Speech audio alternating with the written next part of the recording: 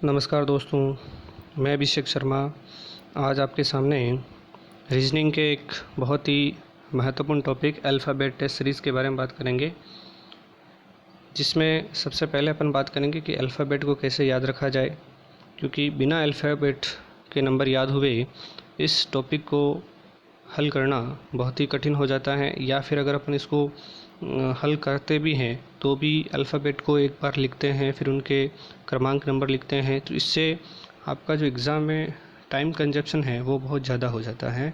तो उसके मुँह ज़बानी नंबर याद होना बहुत ही आवश्यक हो जाता है आज के इस कॉम्पिटिटिव दौर में। तो आज हम बिना लिखे मुँह ज़बानी इसको याद करेंगे और बहुत ही आसान से ट्रिक से इसको याद कराऊंगा मैं आपको। तो सबसे पहले तो कुछ जो बेसिक चीज़ें हैं जिसमें आपको इसमें ध्यान रखने वाली हैं वो याद रखनी है कि जैसे आपको बायां कौन सा होता है, दायां हाथ कौन सा होता है, या बाईं साइड कौन सा होता है, या दाईं साइड कौन सा होता है, तो वो आपको कुछ चीज़ें हैं वो याद रखनी है। और अगर इसमें भी कई बार कन्फ्यूज़न हो जाता है कि बायां कौन सा होगा, दायां कौन सा होगा, ऐसा एग्ज़ाम में हड़बड़ाहट की वजह से हो जाता है। तो उसको भी बहुत आसान से तरीके से मैं भी बता देता हूँ कि बायां क्या होगा, दायां क्या होगा। तो बाएं और दाएं से संबंधित ट्रिक छोटी सी है। आपको अपना लेफ़्ट हैंड लेना है और उसमें ओके का साइन लेना है। जब अपन किसी को कोई बढ़िया चीज़ लगती है तो अपन उसको हाथ के निशान से ओके बताते हैं अपन उसको। तो अगर आप राइट हैंड लोगे तो राइट हैंड लेने पर ये राइट हैंड लेंगे तो इस प्रकार से डी बनेगा। ओके, इस प्रकार से आपका डी बनेगा। तो डी से हो जाएगा आपका यहाँ पर दायां, यानी कि जो आपका राइट हैंड है उसको अपन बोलेंगे आपका दायां बोलेंगे। इसी प्रकार से आपका जो लेफ़्ट हैंड है उसमें भी अगर आप ओके का साइन बनाओगे तो वहाँ पर आपको बी बनेगा, और बी बनेगा तो बी से हो जाएगा बायां, बी से क्या हो जाएगा आपका बायां हो जाएगा। तो ये आपको दाएं और बाएं से संबंधित मैंने बहुत ही अच्छी ट्रिक बताई हैं जो आप कभी नहीं भूलोगे। अब बात करते हैं कि अल्फ़ाबेट को कैसे याद रखा जाए। तो सीधे क्रमांक में सबसे पहले अपन बात करेंगे कि अंग्रेजी जो वर्णमाला है उसको सीधे क्रमांक में कैसे याद रखा जाए। तो सबसे पहले अपन इधर से चलेंगे, इनकी ए अल्फ़ाबेट से जेड अल्फ़ाबेट की तरफ चलेंगे। तो इस तरफ से चलने को अपन बोलते हैं बाएं से दाएं की ओर चलना। तो बाएं से दाएं की ओर चलने अपन बात करेंगे, या फिर अगर अपन जेड से ए की तरफ जा रहे हैं तो उसको बोलेंगे दाएं से बाएं ओर चलना। अब बात करते हैं कि इसको कैसे याद रखा जाए। देखो, मैं इसको एक छोटी सी कहानी के माध्यम से आपके सामने रखना चाहूँगा जिससे ये बहुत ही आसान तरीके से आपको याद हो जाए। तो एक छोटी सी कहानी है। जब आप किसी के घर पे जाते हो मेहमान के रूप में, वहाँ पर छोटे छोटे बच्चे होते हैं, तो उन छोटे छोटे बच्चों से आप अक्सर कुछ क्वेश्चंस पूछते हैं, और वो जनरली क्वेश्चंस उनके स्टडी से रिलेटेड होते हैं। जैसे बच्चा कौन से स्कूल में जा रहा है, स्कूल में जा रहा है तो कौन से स्टैंडर्ड में पढ़ रहा है। तो आप उनसे ऐसे क्वेश्चंस पूछते हो, और साथ ही साथ उससे पूछते हो क्या आपको ABCD आती है कि नहीं आती है, या आपको 1 2 3 4 आते हैं या नहीं आते हैं। तो अपन उससे रिलेटेड यही क्वेश्चन पूछते हैं। क्या क्वेश्चन पूछते हैं कि आपको ABCD आती है या नहीं आती है, या आपको 1 2 3 4 आते हैं या नहीं आते हैं। तो ये 4 डिजिट आपको इस प्रकार से याद रखने हैं। फिर आगे अपन बात करेंगे ई को कैसे याद रखा जाए। ई से याद रखना है आपको इवनिंग, ई से याद रखना है इवनिंग, और इवनिंग शाम को 5 बजे होगी। कितनी बजे होगी? 5 बजे होगी, ठीक है। उसके बाद अपन बात करेंगे एफ। एफ से बन जाएगा आपका फिक्स, और फिक्स से हो जाएगा आपका 6। तो ये आपका एफ लेटर का नंबर हो गया आपका 6।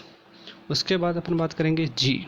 देखो, जी के अंदर ऑलरेडी 7 इस प्रकार से डिनोट होता है, छुपा हुआ होता है, उसको आपको पहचानना है। तो G7 हो गया है।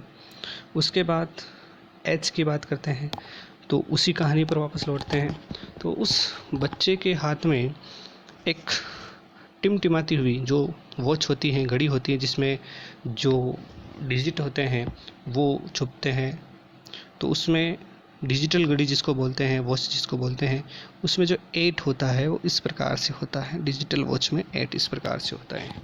तो इसको H को 8 इस प्रकार से आपको याद रखना है।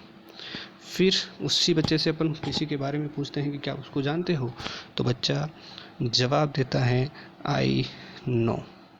आई नो यानी कि मैं उसको जानता हूँ, ऐसा बच्चा उसको हमको जवाब देता है, इनकी आई नो हो गया है। उसके बाद आगे बढ़ते हैं इसी कहानी में।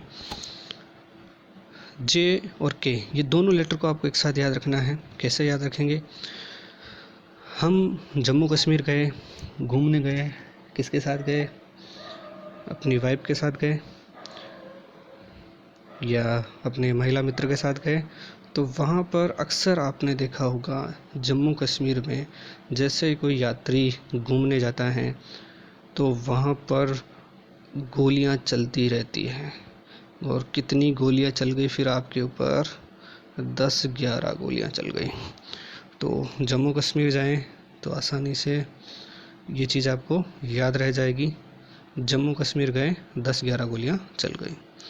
और आजकल के युवाओं में ये अक्सर हो रहा है लव। एल यानी क्या हो जाएगा आपका? लव।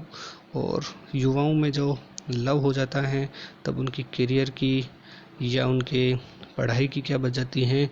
12 बज जाती हैं। तो अक्सर आपने देखा होगा कि जिसको भी लव होता है उनकी 12 बज जाती हैं। तो इसको अन्यथा ना लें, ये याद करने के ट्रिक से ये जोड़ा गया है। तो कोई भी व्यक्ति अपने ऊपर ना लें इसको। बहुत ही आसान तरीके से मैं इसको याद करवाने के पर्पज़ से ये चीज़ें सारी मैं आपको कह रहा हूँ। तो जिसको भी लव हो जाता है उसकी क्या हो जाती है? आपके 12 बज जाती हैं। ठीक है। फिर एम यानी कि उल्टा 3 एक प्रकार से आपको दिख रहा है, तो ये आपका हो जाएगा 13। इसी प्रकार से एन को कैसे याद रखा जाए? तो एन आपने देखो रोमन अक्षर में देखा होगा, ये जो 4 होता है रोमन अक्षर में इस प्रकार से लिखा होता है। तो अगर इसको अपन जोड़ दें तो ये एक प्रकार से एन हो गया है। और क्योंकि अपन ने 4 रोमन अक्षर से बनाया, इनकी एन का शिजिर जो हो जाएगा 4 और ये आगे 1 लगा दें तो ये हो जाएगा 14 यानी कि 14। उसी के बाद फिर आगे बढ़ते हैं।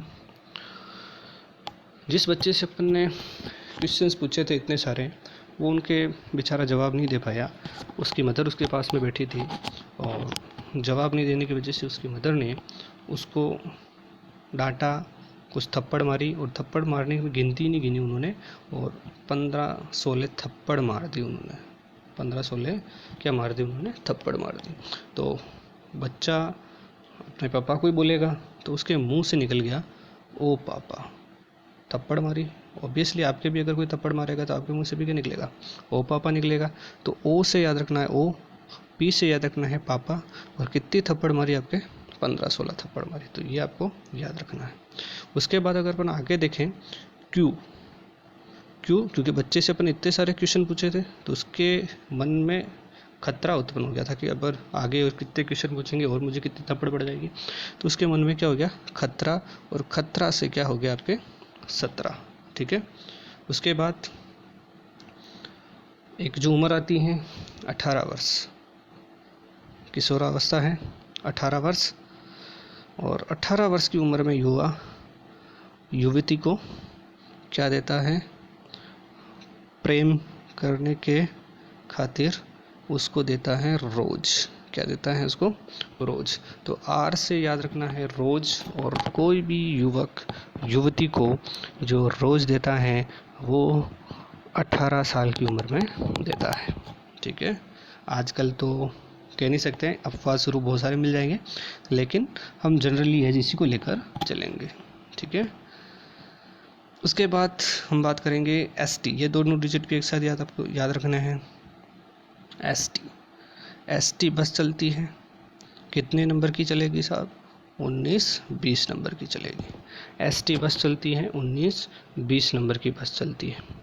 उसके बाद आपको याद रखना है यूवी पाजी जिन्होंने T20 में 6 सिक्सेस लगाए थे। वही युवराज सिंह जो कि क्रिकेट में 21.5 वर्ष, इंटरनेशनल क्रिकेट में 21.5 साल की उम्र में खेलने लग गए थे। तो अब ये 21.5 किसके बीच में आता है? 21 और 22 के बीच में आता है, तो ये याद रखना है। इस तरह से ये जो पिन मैंने अभी बताया था आपको ST, तो इसमें T आया था, इसको T20 से भी आप याद रख सकते हैं, ठीक है। इसी प्रकार से जैसे UV में V आया था, तो इंग्लिश में V को हम इस प्रकार से लिखते हैं और इस V का अर्थ होता है हम। तो यहाँ पर एक नारा हो जाता है हम दो हमारे दो। सरकार ने नारा दिया था हम दो हमारे दो, और होना भी ऐसा ही चाहिए, ज़्यादा ना हो। जनसंख्या नियंत्रण बिल आने वाला है, सरकार लाने वाली है, तो हम दो हमारे दो ही रखें। और फिर आगे अपन बात करेंगे W का। W की बात करें तो यहाँ पर भी ये उल्टा 3 दिख रहा है आपको, है ना। तो उल्टा 3, तो आगे 2 लगा देंगे तो क्या हो जाएगा, यहाँ पर 23 हो जाएगा।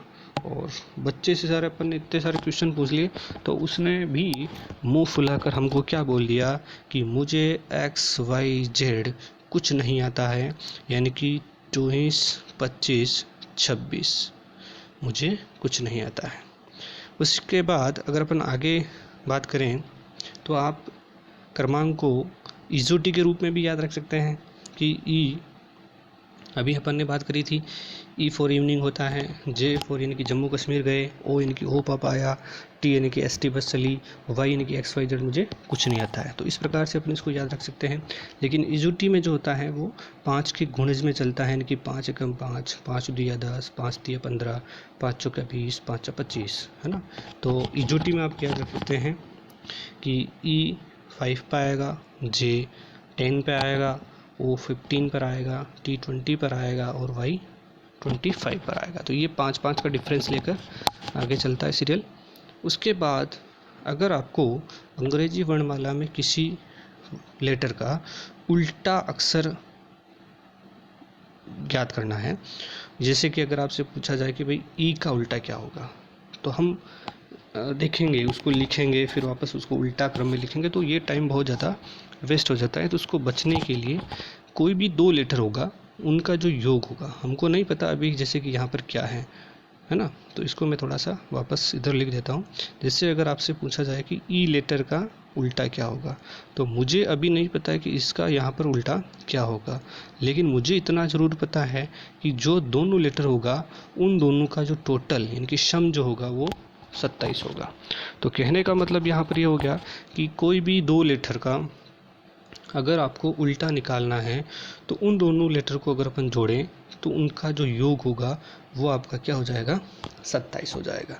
इसका कहने का मतलब यहाँ पर यह भी हुआ कि अगर आपको किसी एक लेटर का जो सीधा क्रमांक है वो याद है, तो आप उसका दूसरा यानी कि उसके उल्टे क्रमांक का नंबर भी निकाल सकते हैं। जैसे अपन ई को ही लें सिंपल से वे में, जैसे ई का हमको पता है कि 5 है, अगर हमको इसका उल्टा निकालना है, तो अभी जैसे मैंने कहा कि कोई भी 2 लेटर का जो सम होगा वो कितना होगा, 27 होगा। तो एक लेटर का पता है, तो आपको 5 बराबर यहाँ जैसे x ले लें फॉर एन एग्जाम्पल, और 27। इतना टाइम नहीं लगेगा, ये उंगलियों में हो जाएगा, ठीक है ना। तो सीधा सा सिंपल से क्या करना है, अब ये x इधर जाएगा, 5 इधर आ जाएगा, तो माइनस, इतना कुछ भी नहीं करना है आपको। सिंपल वे में अगर आपको 1 लीटर पता है तो 27 में से उस 5 को घटा दो और 22 आ जाएगा, और 22 पर हमने देखा था हम दो हमारे दो वाला नियम यहाँ पर लग जाएगा। तो यहाँ पर क्या आ जाएगा आपका v। देखो ये फॉर्मूला